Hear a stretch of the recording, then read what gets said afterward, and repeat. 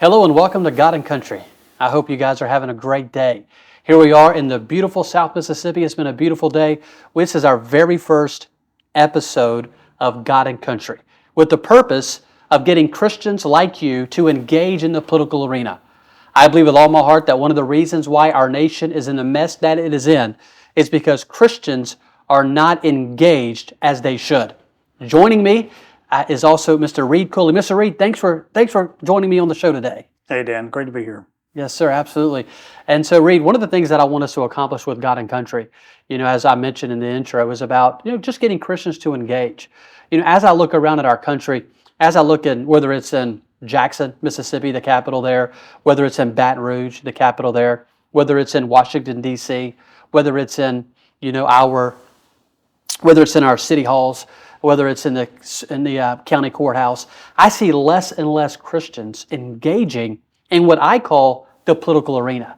And so one of the things that I want to see us accomplish here is to get Christians all over the nation to engage locally, not just nationally. So many times people want to focus on D.C., right? That's where it seems like everybody's focused in on D.C., and rightfully so. People are to be focused on D.C. People are focused in on this election coming up in 2024 with President Trump versus, Joe Biden. And rightfully so, people are to be. I believe it's the most important election of our lifetime. But we have very important elections every 4 years right here locally. And we need Christians to engage. What are your thoughts? Amen. Keep preaching, brother. I agree with every word. All those places you just listed, federal government, state government, local government, I hope that we can engage them all and do exactly what you said, that is just encourage Christians to get out there, to engage the political arena, to really stake a claim in the culture, to win this, this country back. In addition, so you and I have both been around politics for many years now, conservative politics on the right side of politics, but just as much, I'm interested in the culture as well, like what we can do to foster a culture, in this country, maybe starting with the state, but obviously America more broadly, where we can foster that culture where Christians are encouraged to get out there, to engage, the political arena, and really, to kind of make the case for Christ, as it were. So I'm pumped, man. I'm glad to be here. Absolutely, me too. One thing you look at when you look at the left, right? You look at the woke. I call them the woke crowd. That they're trying to absolutely brainwash our children. They are putting unbelievable at some of the stuff that I'm hearing and some of the stuff that I'm even seeing that's happening in some of our schools around our country, where they are putting litter boxes in some of these classrooms because some of these children, they've been brainwashed, and they want to come in and some pretend they're going to identify as a cat. What? It's insane. Identify as a bird, and teachers have to even call them by different names. So do the cat students want to eat the bird students? Like what's going on? I don't know, but it's craziness. It's absolutely insane that this is going on right here in America. But I got to give them props, to the woke agenda because they're being very vocal. They're being very loud. That crowd that's pushing that transgender garbage, down our young people's throat. That crowd they are loud and they are upfront and they are letting everybody know where they stand. That crowd that's for abortion, that's trying to shove abortion down our throat, right here even in Mississippi and all over the nation, that crowd is loud and they are vocal and they are upfront, because they're trying to get their woke agenda pushed and they want it to thrive right here in America. And unfortunately, so many Christians, we're timid. Right? We're timid and we don't want to hurt anybody's feelings. Well, it's about time that we start hurting somebody's feelings. Because we're losing our country and our country's on a fast track to hell. And if we don't do something about it, we're going to lose our country. If our founding fathers could see where we're at today. Oh, man. They would roll over in their grave. Could you imagine George Washington? Well, Dan, I have to go to one of your sermons one day because I've got to tell you, brother, you are speaking my language here. I've noticed a lot of different kinds of transformations in the world of American politics, just throughout my teens and in my 20s as I was discovering my own sort of political identity, as I was becoming more engaged in politics, as I was, like I said, as I was coming of age. It seemed like a pretty accepted, axiom whenever I was in, like I said, my teenage years, so maybe 10, 15 years ago, that America was becoming a less religious country and more specifically a less Christian country. I only agree with one of those now. I do think that we are becoming a less Christian country. I think much of what you alluded to with this woke insanity, this transgender ideology in our public schools, that's one of many symptoms of that. but we're not becoming a less religious country necessarily. I think that it's been accurately noted by conservatives over the last decade or so that there is a new religion that is taking over not just America, but really the entirety of the Western world. It is this religion, this massive cult, if you will, of wokeism, of leftism, Yeah. all of this. This transgenderism is just one of the many dogmas sort of inside this new religion. So what I feel like I'm seeing and what I hope that we can defeat with God and country, maybe we can lay a few foundations for it here with the show, is defeating this new religion that is supplanting Christianity as the dominant religion in the West. Yeah, I agree. One of the things you mentioned about, a sermon, occasionally, I will get fired up, in the pulpit, about certain issues. And occasionally, not too often, but I mean, from time to time, I might, especially if there's something major going on in the nation. Like whenever Roe versus Wade was, being fought there in D.C. and, before, the Supreme Court, came out with their opinion and their vote, to overturn Roe, which I think was a great thing, for our country. I was a little fired up in the pulpit, the Sunday before and the Sunday after about standing for life. I got an email not too long ago. This gentleman wrote me an email, and he was just stating, that, he thinks I'm a little too political in the pulpit, and that, I say, too many things, politically. And I emailed back, and I even said this in my pulpit Sunday night, which no man is going to tell me what I can or cannot preach, from behind my pulpit. No government, no man is going to dictate, the message. But I said in the pulpit Sunday night, I didn't realize fighting for the life of the unborn was political. I thought that's something, like you said, I think that's a moral issue. I think that should be, every Christian ought to be fighting for that. I didn't realize that fighting for our children, against this transgender ideology that's sweeping in our nation, I didn't think that was political. I mean, that is just common sense to me. That should be. That's just moral. That's basic, decent ethics. Absolutely. I didn't realize that was political. I didn't realize it was political to stand and say that our children are to be able to pray in school. That's not political. I mean, that is just, to me, that is common sense. That is First Amendment rights that we have, that are according to our Constitution. I mean, our God-given rights. And so whenever you look at what's happening in our nation, they want to silence our voice and give the left a microphone. Yep. That's what they want to do. And whenever you look at a lot of your news stations and a lot of your news outlets, that's exactly what they want.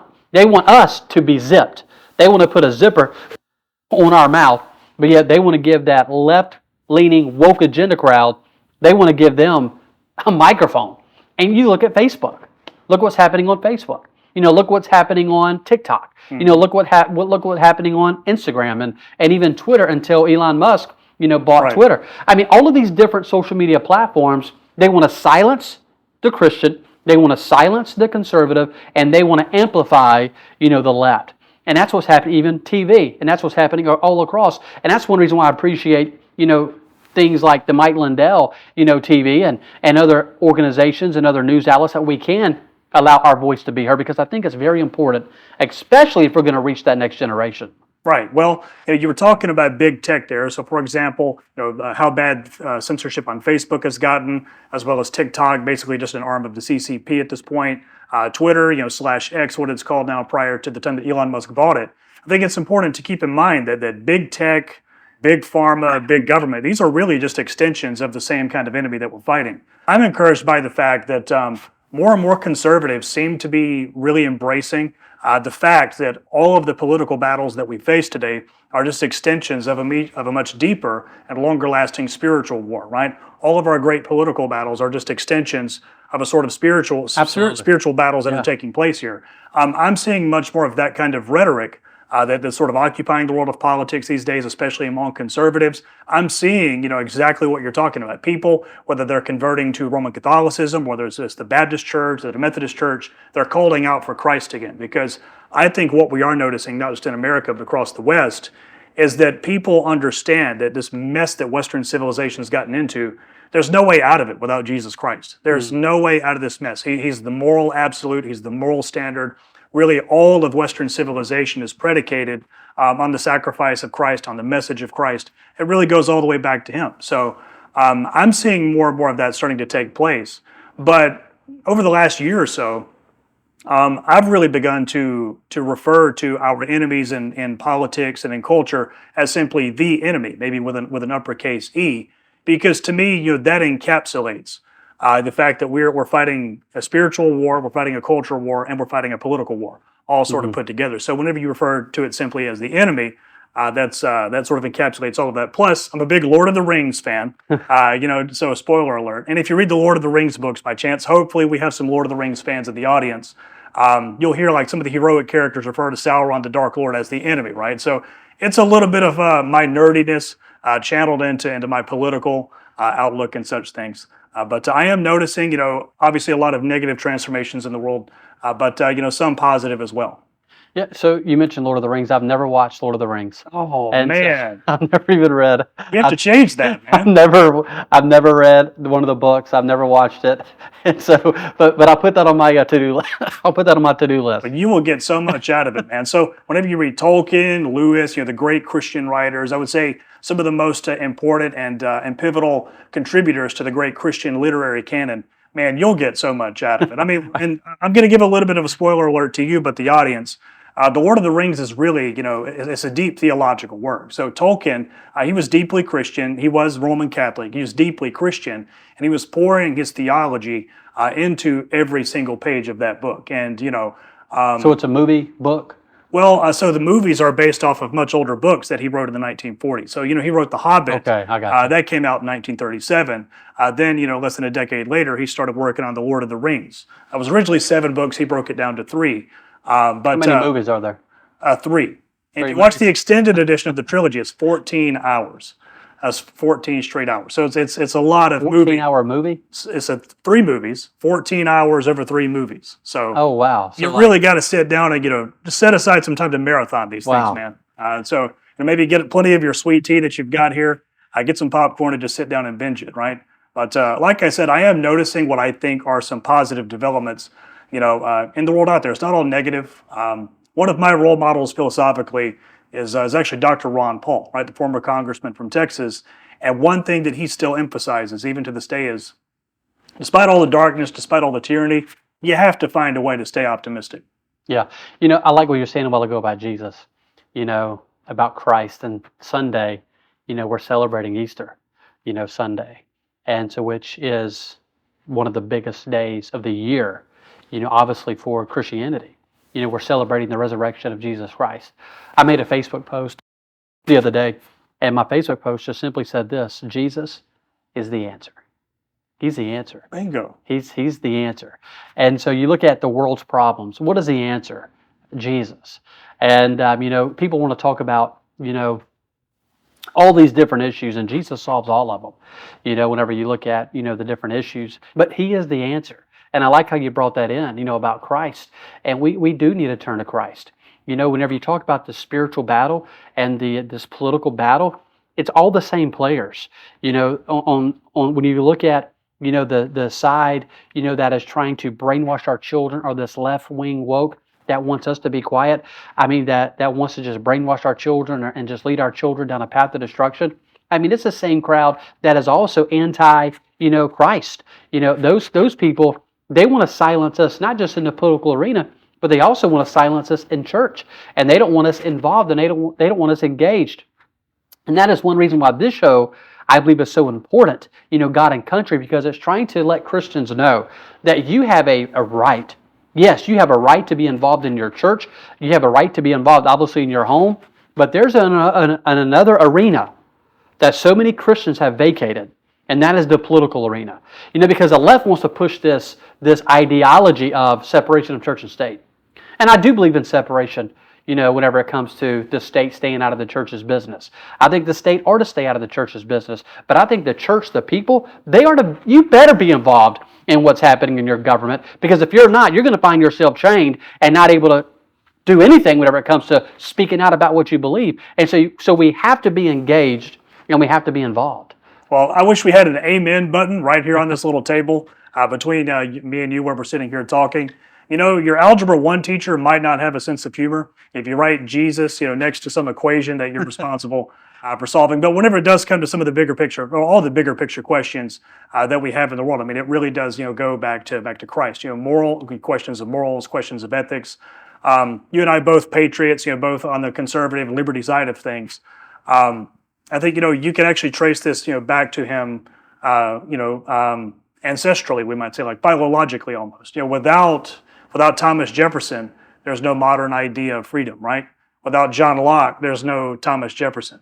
Without Thomas Aquinas, there's no John Locke, and without Jesus, there's no Thomas Aquinas, right? Mm-hmm. So this is something that I think about a lot. It's like, obviously, Christ, the most impactful, person in the history of the world, without question. There's no one else that even Julius Caesar, and the great legacy that he left behind, comes nowhere near, just how much Jesus Christ changed the world. And Islam, the world's second largest religion, even considers Jesus to be their second most important prophet. So Jesus must have been a pretty impressive guy, to build the world to be the foundation of the world's largest religion and be pretty important in the world's second largest religion too. Even Muslims have a pretty high view of Jesus, although they disagree with us on the most important points. Correct. Of course, right? So yeah, I mean, we need an offering plate in here. I feel like we're having church right now. We could take up an offering, and I need to help pay my light bill. And Okay. that might be a blessing. Back to talking about Jesus and Christianity, and I'll touch on a subject right now that most will be scared to touch, and that people want to say that we have a that our country has a racist problem, and whenever it comes to the white man versus the black man, and the news media wants you to think that. I mean, the news outlets want you to think that America has a race problem. But I'm here to tell you that America doesn't have a race problem. America has a problem with their relationship with Christ. Because if you love Christ, listen, I don't care what color the person is, you will love them. The Bible talks about how can you say you love God when you hate your brother whom Right. you can see? It's an impossibility. Don't tell me you love Christ and you don't like somebody because of the color of their skin. It's not that you have a race problem, it's that you have a relationship with God problem. And if you get that relationship right with God, all other relationships will be right. And that goes to every area of life. It goes to your marriage. It goes to your relationship with your boss who you work with, your co-workers. It goes to your relationship with your children. If that relationship with Christ is what it ought to be, then, excuse me, all other relationships will be right. And so that is something that we as Christians, yes, in this political arena, yes, we have to fight. We have to stand for what we believe, and we need to be vocal about what we need to believe, and we need to have a backbone and be bold as a lion and stand for what we believe and stand unapologetically. Like, I'm not apologizing for being pro-life, and I'm not apologizing for saying that there's only two genders, and I'm not going to apologize for saying that you're not going to brainwash my children. I'm not apologizing for any of that, but I'm also going to stand firm, but I'm also going to be a Christian. I believe that you can stand firm, but you can also be a Christian about it. You might say that one is actually necessary for the other.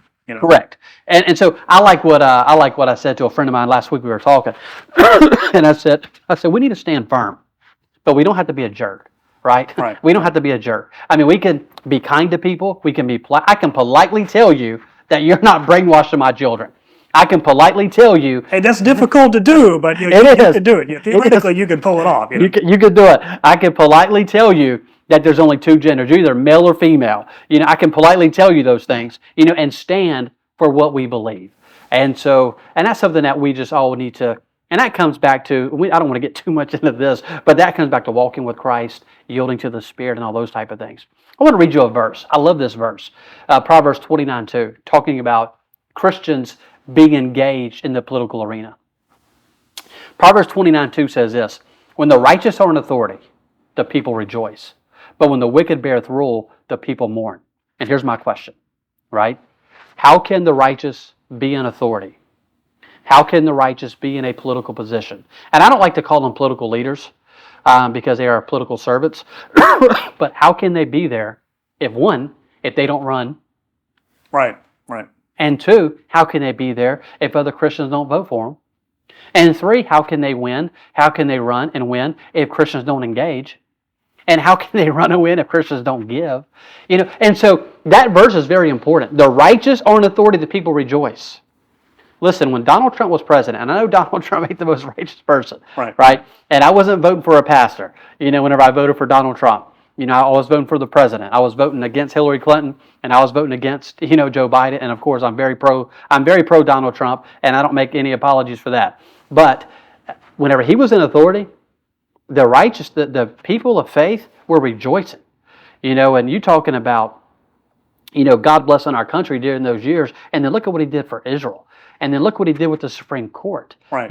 Overturning Roe versus Wade. Probably, this is my opinion, the greatest thing that Donald Trump did as president was his nominees to the Supreme Court. Amen. Absolutely. Could you imagine if Hillary Clinton was president? Oh, man. Oh, it would be over. It would be over. It'd be unbelievable. Yep. And so that's another, there are so many things that we're going to get into over the next several weeks of this show. But that is just one example of, if Hillary Clinton had been president, Roe would still be the law of the land. We would have 3 more Ketanji Brown Jacksons on the court, beyond who we have now, right? Unbelievable is what we would have right now. And so, but that goes back to, Christians need to be engaged. Christians have to be engaged on every area, from the courthouse to the city hall to the Capitol building in their state, all the way to Washington, D.C. We must be engaged and must be involved. Well, I think about Proverbs and Psalms a lot in particular, because there are these recurring themes that I find in those, as well as elsewhere in Scripture, but especially in Psalms and Proverbs, about wisdom, right? About how the Holy Spirit, will willingly give wisdom to those who ask for it, right? Mm-hmm.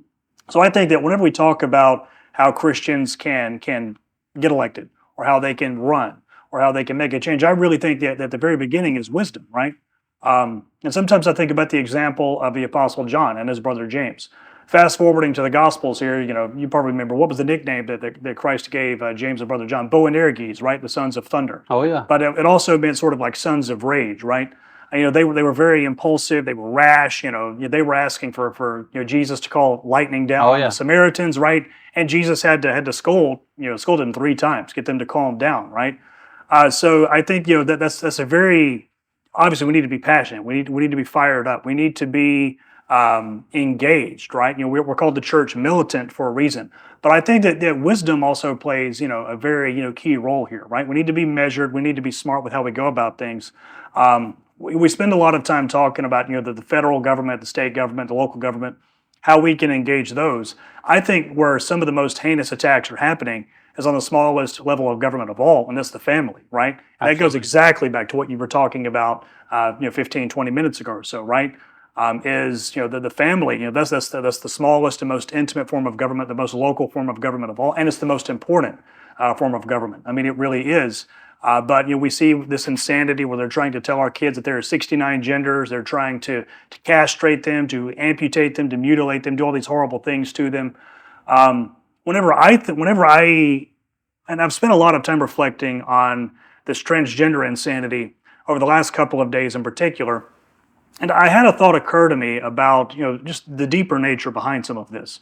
Whenever a person or a group of people or an entire ideology wants to transcend gender, right? They want to transcend biological sex. They want to transcend reality. That means they want to transcend nature. That means they want to transcend nature's law, and by default, nature's God. Whenever you talk about elevating humanity, or this idea of elevating humanity on a level that rivals God, or you think you can be above God somehow, that's a Luciferian idea. Mm-hmm. That is the exact inversion of what it is that we stand for, right? So I think that, whenever we're talking about our political enemies and the ideas that they're advancing, I don't shy away from labeling it exactly as I see it, which is something satanic, which is something Luciferian, which is something just absolutely diabolical, absolutely rotten to its core. Like I said, I don't think that making the mistake of the Apostle John that he was making in the very beginning, and his brother James being too rash is necessarily the right move. But we need to understand what we're up against. I think that's where wisdom comes in. I think that's why I call on the Holy Spirit whenever I'm getting ready to speak in front of people. I did so in a prayer I had right before I came on this show. It's so important just to try to carry on the wisdom that Scripture tells us to have. That's why I love Proverbs. I'm glad you brought Proverbs into this. Yeah, Proverbs 29:2 is one of my favorite verses. When you were talking about the righteous, ruling, the righteous are in authority, the people rejoice. And I agree with everything you just said. Whenever you look at, whenever you look at the direction, where that left is trying to go, where there is no God, you're your own judge. Well, ladies and gentlemen, I hate to break this to you, but there is a creator, and one day you and I are going to stand before him, and you and I will give an account to an almighty God one day. And every single one of us are going to stand before him. But you have that left that is trying to destroy all of that. And you go back to the home. It's an amazing thing when you talk about the home. I could spend hours talking about the home situation whenever you have the father, the mother, and you have the children. And whenever you look at our TV shows and the direction that some of these TV shows want to take, where they destroy, they want to destroy the man in the home. They want to act like masculinity is a problem, and that is wrong on so many levels. And we need to be men in our homes. And if we have boys and teenage young boys, we need to raise them men. But we need to raise men that stand firm. But we need to raise men that know how to take care of their sisters and take care of their moms and take care of their wives and be the men of the home. Be courageous, be strong, but also be caring and be loving and be gentle, according to what the Bible talks about.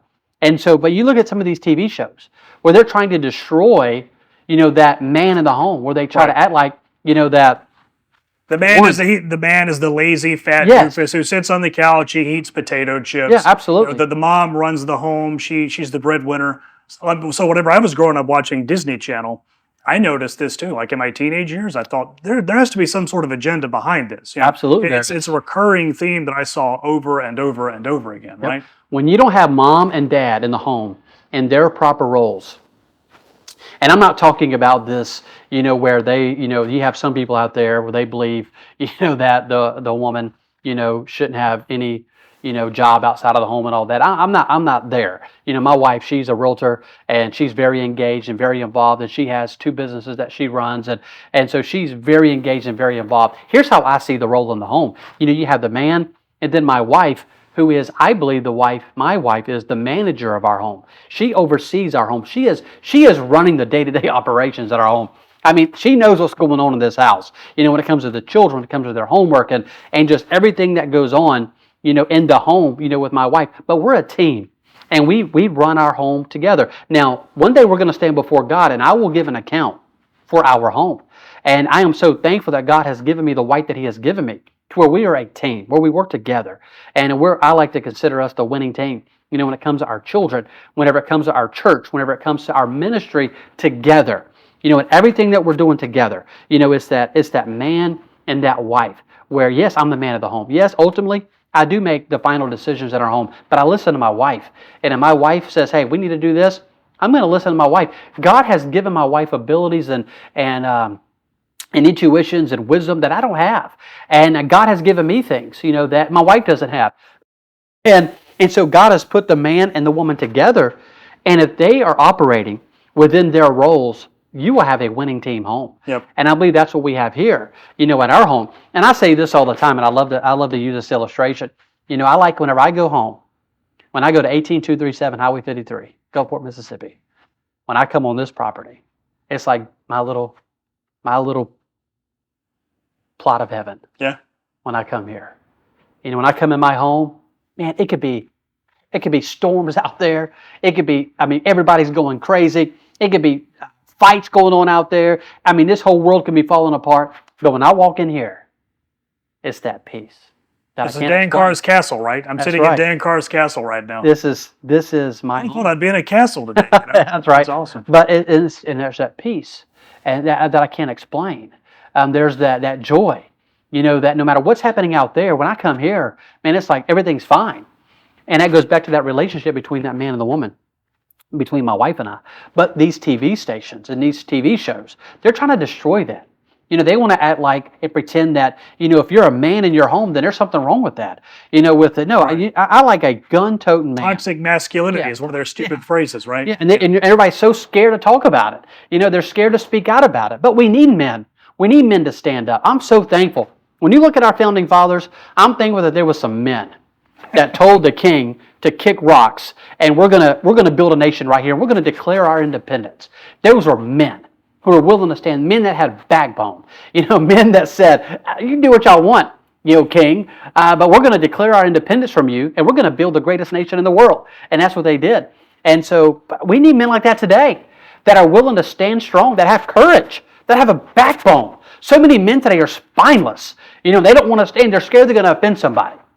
Well, if you're not offending somebody, then you probably ain't doing nothing. And I know that's not probably good English. And so I'm sorry, English majors out there, but you probably ain't doing nothing. And so if somebody's not getting offended, and so somebody's going to get offended, I guarantee somebody's already gotten offended because of what I said about, the woman in the home. And that's fine. You're okay. And my wife is probably the happiest woman in the world. And if just ask her and she'll tell you. And so, but anyway, we have a great relationship, my wife and I. And but my point is, we need men to stand to be men, and we need ladies to be ladies. And I need to have my wife on maybe the show and let her talk for a little bit. And but being a lady and standing strong, and let your voice be heard, and speak out for things that you believe and that you stand for. And so we don't need to cower down. Now's not the time to cower down. I know we're in 2024. I know this world's going crazy, and but now's not the time. Now's the time to stand and be courageous, like Joshua said. Be strong and courageous. Stand, and that's what we must. We must do that. Well, something tells me that the American Revolution might have had a different outcome had the founding fathers, been questioning their gender, had purple hair, or if they've been scared of guns. Something tells me it might not have gone, the same way. But I think that obviously you're exactly right, with how everything begins at the home, right?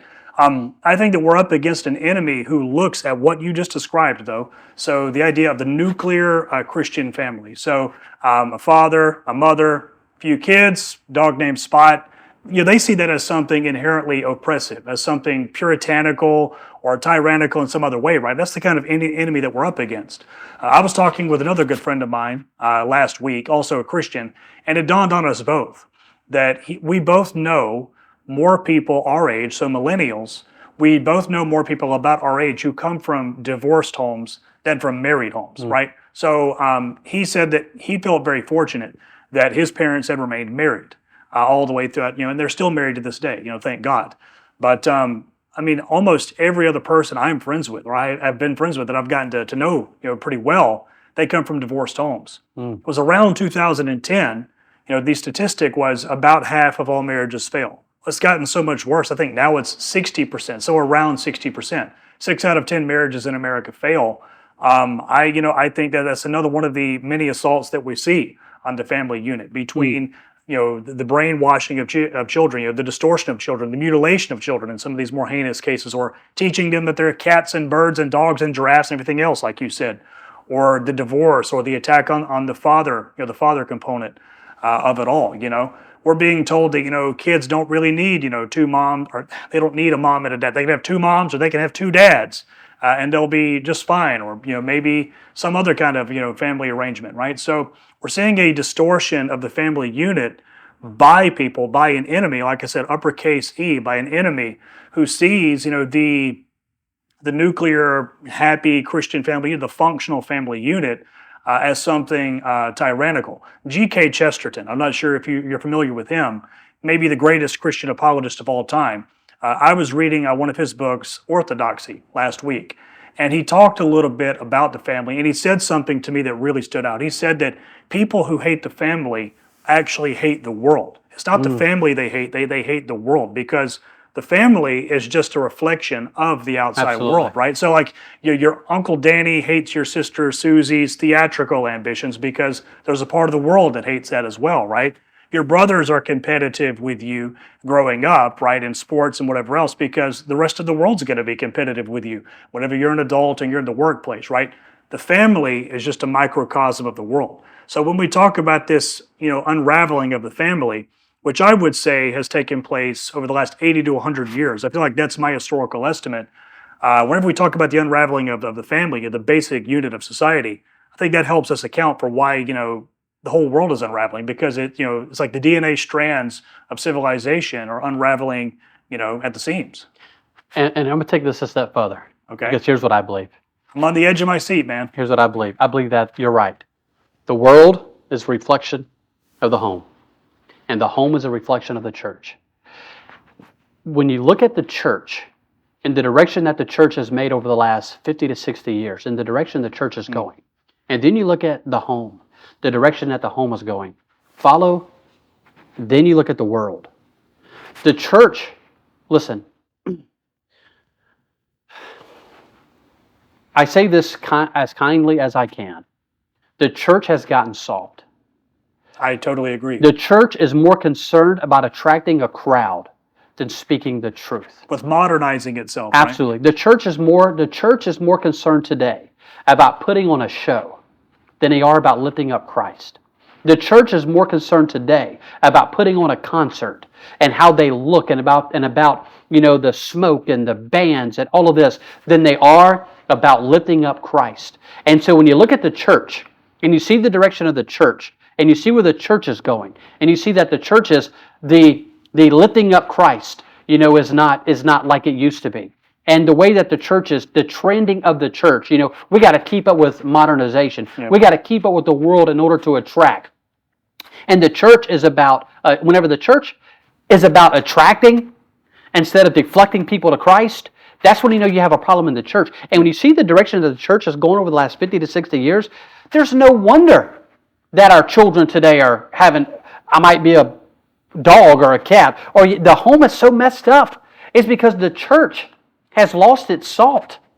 The church has lost its salt. And so I agree with you that the world is a reflection of the home, and the home is a reflection of the church. And so it is so important. That's why our churches, that's why our preachers, we've got to continue preaching truth.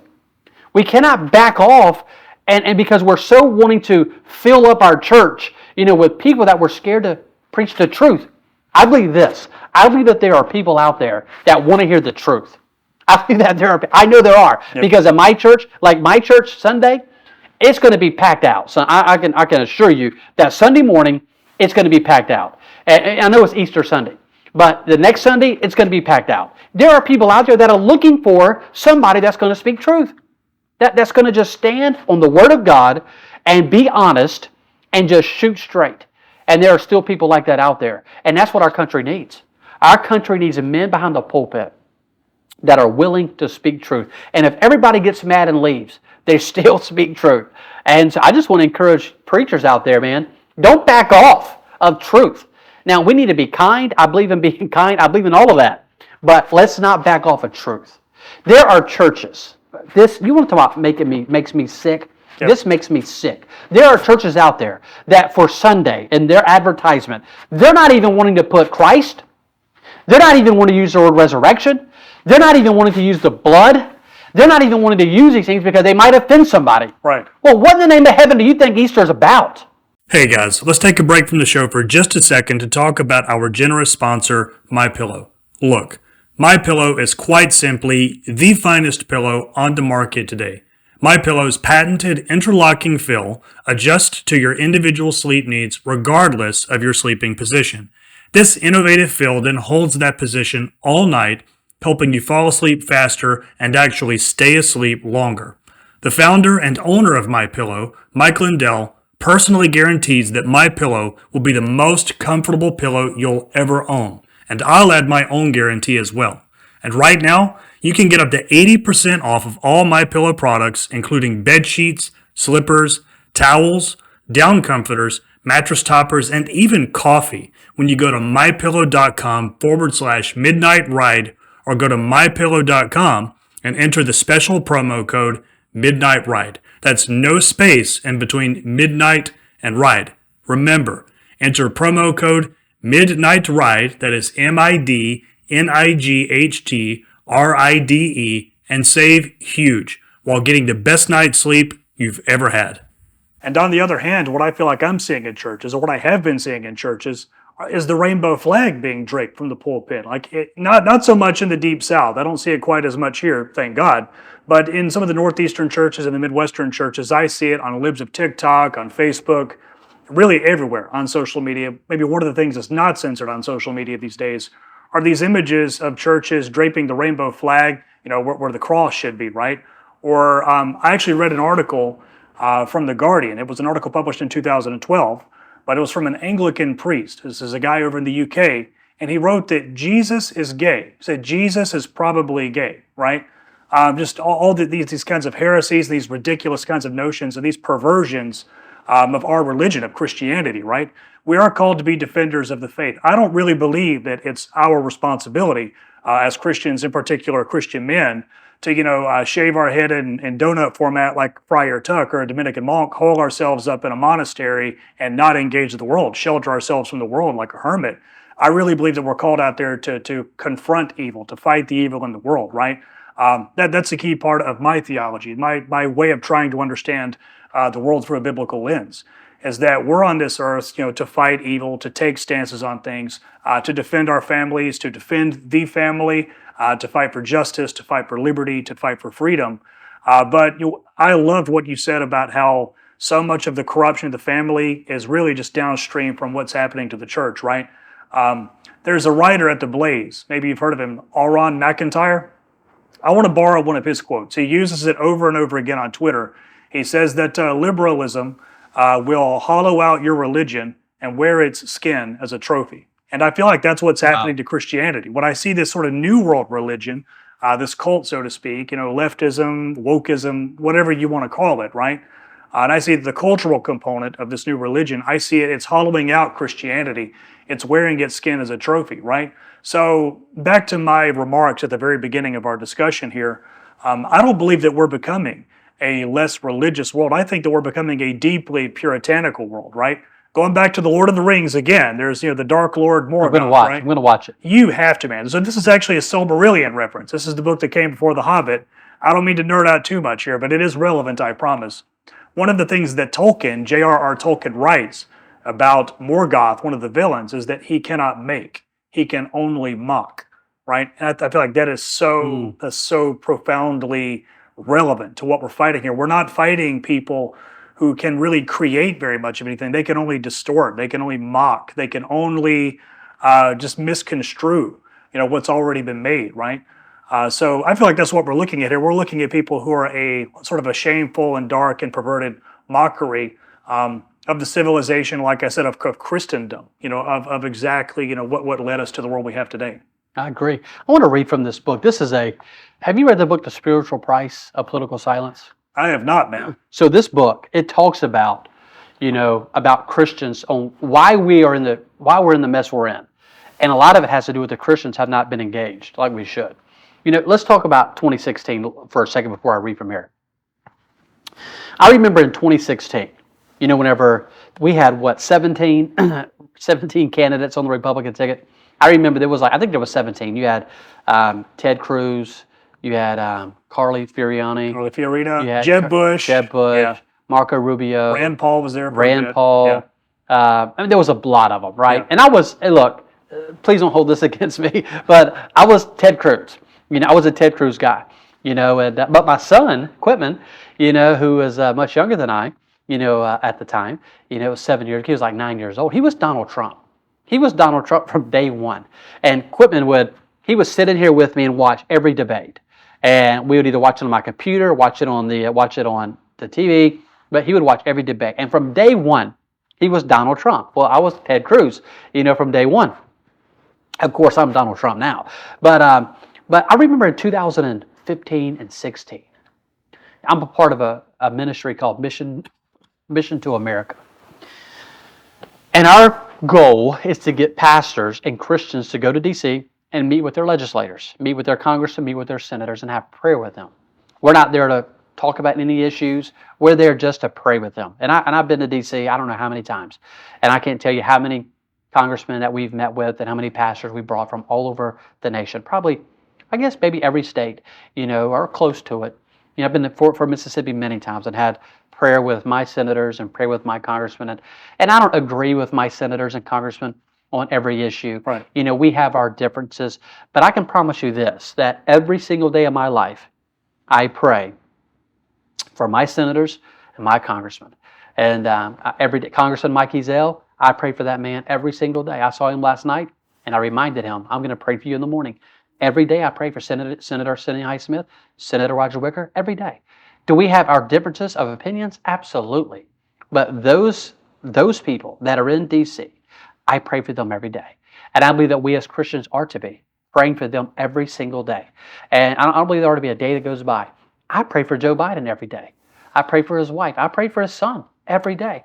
You know, I pray for our vice president every single day, and I pray for her husband. I pray for her family, as I did when Obama was there, and as I did for his two daughters and for his wife, and as I did for President Clinton and his wife Hillary, and as I did for George Bush, and I mean every one of them. I believe we ought to pray for them every day. You know, I believe, now my prayers might be different. You know, I might have different things that I'm praying for, but I pray for them every day. My point is this. In 16, it was easy to get preachers and Christians involved. I mean, all you had to say was Hillary Clinton's going to be the next president if you don't, and everybody was ready to roll, man. I mean, we had literally thousands of Christians coming to D.C., you know, to pray for our country. I mean, like, all the time. I mean, they was on fire in 2016. On fire. But 2020, and I know this for a fact because I can sense this personally because I was involved in the same ministry in 2016, 17, 18, 19, and 20. In 2020, the fire was not there. It wasn't there among Christians. I'm talking about overall. It wasn't there. It wasn't like it was in 2016. Wow. The preachers were vocal. I mean, Christians were vocal. I'm talking about people were, even in the Republican primary, and I think it's good to have several candidates on the ticket. I think debate is good. I don't think there's anything wrong with debate. I think more the merrier. Now, I do think you have to get to a point where you get to the one, and then we support the one. You know, that's going to be our person that we're supporting, you know, to be our next president or the senator or congressman or whatever. But my point is, that fire in 2016 was unmatched. I mean, it was on fire, man. People were coming to D.C. Christians were coming out, getting everybody to vote. My Facebook page was lighting up with Christians, you know, just supporting the president and supporting. We got to beat Hillary Clinton. And then we won. We won. Remember whenever the inauguration? Thousands of people were there. I mean, it's incredible. I remember going to the very first prayer breakfast after President Trump.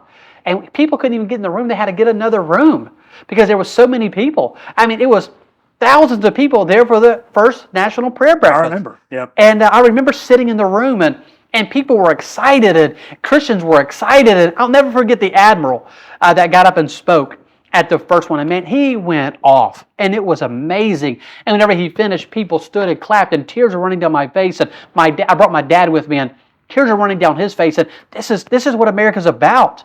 It's about freedom of speech. It's about, you know, this is what it's about. And it was so exciting. And then people just begin to get what I call, they begin to take it easy. They took it for granted. They took it for granted. Okay. 2017, the Bible calls it they took it at ease in Zion. 2017, people just, they started taking it easy. 2018, people started taking it easy. We lost 2018. 2019, people taking it easy. People didn't wake up. 2020, Joe Biden's president. And people want to blame it on all kinds of things. They want to say the election was stolen. They want to say that the Democrat Party stole the election. And I'm not going to argue any of those things. What I'm going to say is what I know for sure, for certain, without shadow of a doubt. What I'm going to say is for a fact. 2016, the Christians were on fire. 2020, the fire wasn't nearly as bright. They took it easy. They stayed home. Many stayed home. Many were not engaged. Many were not involved. Now, I do have to say this. I sense that fire coming back. I do too. For 2024. Yeah. I sense it coming back. I mean, the Christians are, I feel like they're getting engaged again. You know, they know that our country's at a crossroads. They know that we're at the most important election of our lifetime. And I know we say that every time, but this really is the most important election. Joe Biden cannot win. Now, I don't even believe he's going to be the nominee, personally. I believe it's going to be somebody else. But that's for another show. But we have to win. We have to win. I mean, our country is dependent upon it. We have to win. I want to read this to you. This is incredible. Daniel Webster in 1832 said this. And it's just so true. This was true in 1832 and it's true in 2024. He said, if the citizens neglect their duty and place, unprincipled men in office, the government will soon be corrupted. Laws will be made, not for the public good so much as for selfish or local purposes. Corrupt or incompetent men will be appointed to execute the laws. The public revenues will be squandered on unworthy men, and the rights of the citizen will be violated or disregarded. If a Republican government fails to secure public prosperity and happiness, it must be because the citizens neglect the divine commands and elect bad men to make and administer the laws. And tell me that that's not where we're at today. Tell me that's not where we're at, where we have bad men that are making our laws because the Christians, we sat on our blessed assurance and we did not stay engaged in the arena. Well, James Madison said that our form of government, if you remember, was made for a moral and religious people, and Yep. it is wholly unfit Absolutely. for any other, right? So Daniel Webster, 1832, he's kind of in the shadow of James Madison there as far as chronologically, right? So I think that our founding fathers would have been disgusted with what this country has become a long time ago, maybe I agree. well over a century ago, right? Yeah, back in the 70s. 70s, Sure. maybe even earlier. Yeah. The 1960s, there was plenty of degeneracy and such things. 1960s, much earlier than that, right? You know, the embrace of the New Deal, right? 1930s, 1940s, this outgrowth of big government. I think that the various forms of tyranny that we have in the world today really have different, historical origins, right? But whenever it comes to culturally, I too feel like the 1960s is where a lot of this kind of trouble that we're talking about began. But I have a question for you about 2016. I think that your observation about a holy and patriotic fire was there that wasn't there in the subsequent elections. Do you think that is maybe because of 8 years of frustration with the Obama presidency? Do you think it's because of something that Donald Trump sort of awoke? Among conservatives, you think it's a combination of those, or maybe it's none of it? I think it's a combination of all of it. Okay. So one, I think you're right. I think it's a combination of having Obama for 8 years, and people said we can't have that again. Right. And people were done with that. And I like what Rush Limbaugh said. Rush Limbaugh, speaking of Obama, back before he passed, he said that this country could survive 4 years of Obama, but he did not think that it could survive 8 years of Obama. But we did. We survived 8 years of Obama. And I think it frustrated people. And then after that, you had Hillary Clinton on the ticket. And people were like, there's no way we can go from Obama to Hillary. Now, 4 more years of Obama, basically. yeah, absolutely. Listen, I think Obama, I think Hillary Clinton's a wicked person. Yes. I think she's evil. I think she is evil. I think she is the modern day Jezebel from that dealt with in the Old Testament. That's what I think about Hillary Clinton. And Hillary Clinton, if you're watching, that's what I think. I think you're the modern day Jezebel. And hopefully somebody will screenshot that little piece, take about 10 seconds out, and send it to her. And because I'm not gonna run like the man did then. I'd love to have you on the show as well. We could talk about how evil you are, you and your husband. But anyway, we need to emphasize that Dan is not, nor has he ever been suicidal. Just in case we can't have an episode 2. But never have, and but she's still an evil person. Yes. And people we cannot have this. There's no way that we can have Hillary Clinton. So I think it's part of that. And then I think Donald Trump, man, he gets up there and he starts saying things that we're all thinking. right. And he starts saying things like, I'll never forget the night that him and Hillary Clinton was doing a town hall together. And Hillary Clinton talked about how he hasn't paid taxes, in so many years. And he said, if you wanted me to pay taxes, you should have changed it. But you didn't, because all your friends get the same tax breaks that I did. And whenever we saw that, we're like, what? Did he just say what I think he said? Yep. And everybody was like, he's right. Even that independents were like, he's right. And so, but my point is, I think it's a mixture of all of it. Because you'd be in jail. That was another just beautiful debate. Yeah. moment. Oh, I love it. I love that. I about came out of my chair whenever he said that to her. And I think whenever people saw that, they was like, this is who we need. But then whenever he got there, I think COVID played a role. I do think that. But I think that Christians just was not as engaged in 2024 as they was in 2020. And that's why I believe we have Joe Biden. So do you think that there's maybe a case to be made that perhaps Donald Trump didn't follow through on some of his campaign promises?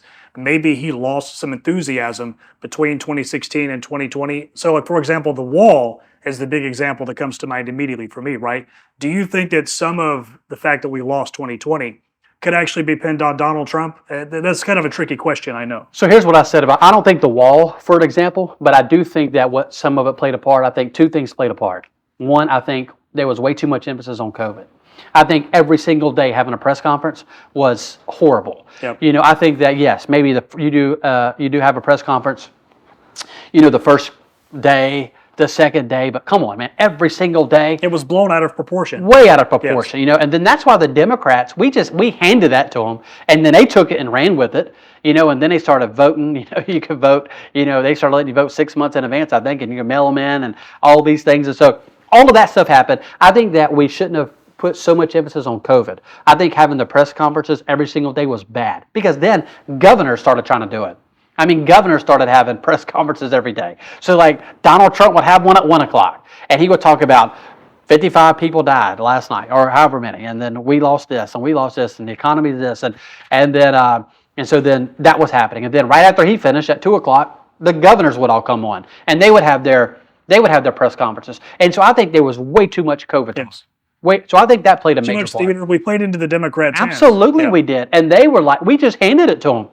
I mean, we just literally handed them the winning formula for 2020, for 2020. And so then you didn't have churches. You had a lot of your churches shutting down.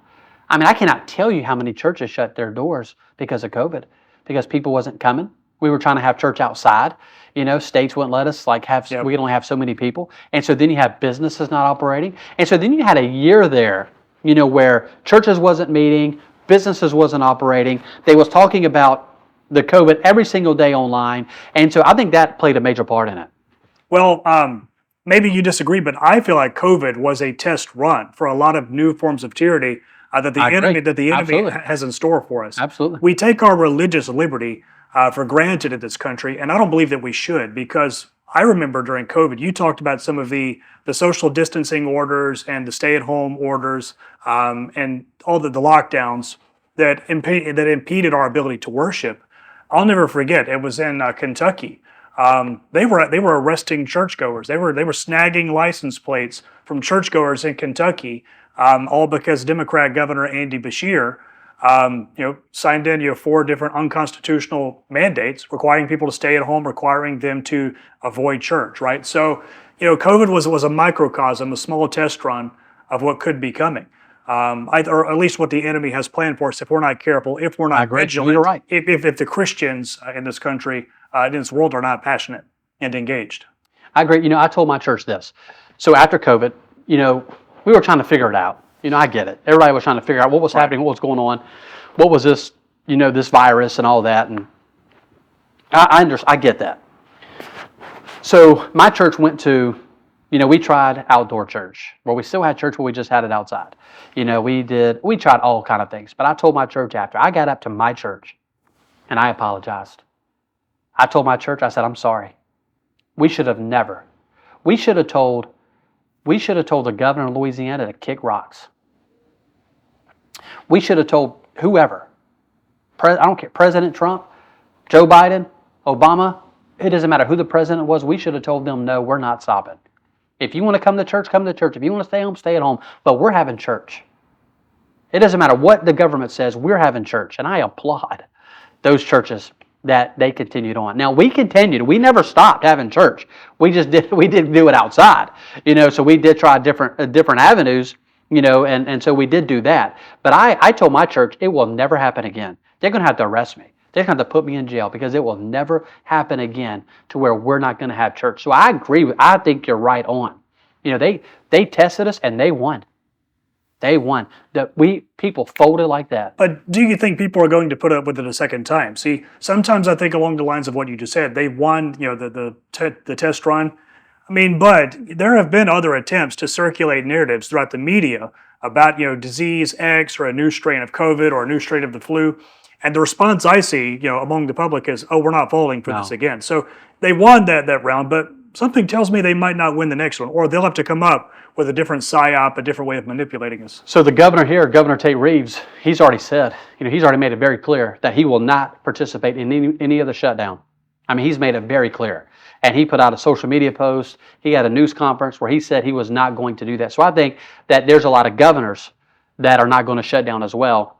And I think also there's a lot of churches. There's a lot of preachers that have already said, and not just Baptist denomination, but all across the entire board. I have a lot of friends that are involved in a lot of different denominations. And I mean, denominations across the board said, we're not participating in this again. We might have shut down this one time, I didn't say we shut down because we just went outside, but we might have did that, but we're not doing it again. And so they can just have to arrest us. And so I think you're right. I think that it worked the first time, but I don't think it'll work again. Oh, I hope you're right. Yeah, Absolutely. I don't think you will. I think a lot of Christians are going to push back against that and say, no, it's not gonna happen again. And so, but I do want to say this to everybody that's watched this show today. I want to say thank you. Thank you for tuning in. Thank you for watching. This is our brand new first episode, God and Country. Reed, thank you for joining me. And I have absolutely enjoyed, our conversation today and enjoyed getting to know you better. And I'm looking forward, to many more episodes. And I'm also looking forward to having guests on. We're going to have some guests on with us and some Christians that are involved in the political arena. So here's what I want you to do. I want you to, wherever you're watching this at, whether you're watching it on Lindell TV, whether you're watching it on YouTube, whether you're watching it on Substack, Rumble, wherever you're watching this, do me a favor. This helps us whenever it comes to getting around the different algorithms on the internet and on Google searches and things of that nature. If you will copy the link, whether it's a YouTube link, whether it's a Rumble link, whether it's a Substack link, whether it's the Mike Lindell link, copy and paste the link and send it to your friends. And get your friends to watch this show, God and Country. And Reed, before we go off, is there anything that you would like to add? I could not have said it better myself, but God and Country, this is one of our many productions with the Midnight Ride, otherwise known as Midnight Ride TV. Like Dan, I too look forward to many, many more episodes and also some other shows that the other members of the Midnight Ride and I will be producing together. So Awesome. This has been great, Dan. Thank you. Thank you, Reed. I've enjoyed it. I pray that you have a great day and looking forward to next time. Hey guys, it's Reed here. I don't say this about a lot of people, but I have to say Mike Lindell is a real patriot, and we could not be more thankful to him and MyPillow for sponsoring today's episode of God and Country. Remember, go to MyPillow.com and save huge on a great night of sleep by entering the promo code Midnight Ride. Thanks.